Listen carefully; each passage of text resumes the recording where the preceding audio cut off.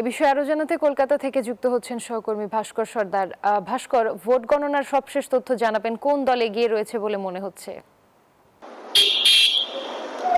ধন্যবাদ রুবা।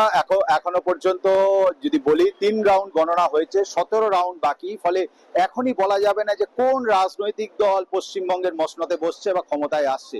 তবে সার্বিক চিত্রটা যেটা দেখা যাচ্ছে এখনো পর্যন্ত কি যেটা যেটা 243টির মধ্যে যে 137টি 147টি যে ম্যাজিক ফিগার, সেটা কিন্তু বিজেপি কিছুটা ছুঁয়ে ফেলেছে।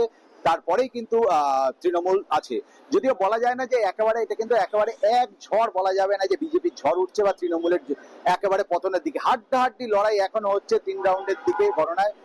বিজেপি তৃণমূল একেবারে কিন্তু গায়ে গায়ে রয়েছে, এটাকে কিন্তু বলতে পারি। আমি দেখাবো একদিকে চিত্র, যে এইদিকে কিন্তু গণনা কেন্দ্র।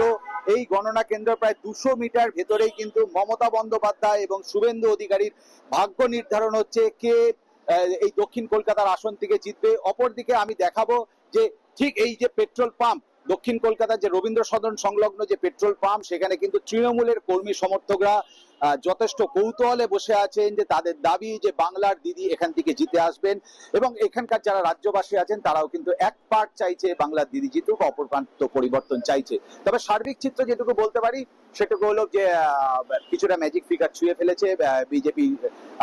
এবং এর সাথে সাথে কিছুক্ষণ আগে মুখ্যমন্ত্রী ভারতের প্রধানমন্ত্রী নরেন্দ্র মোদী কিন্তু ডিক্লেয়ার করে দিয়েছেন যে সন্ধ্যে 6টায় দিল্লি থেকে তিনি এই পশ্চিমবঙ্গের জয় নিয়ে প্রেস কনফারেন্স করবে। সর্বশেষ তথ্য কলকাতা থেকে আমার কাছে এটাই থাকছে।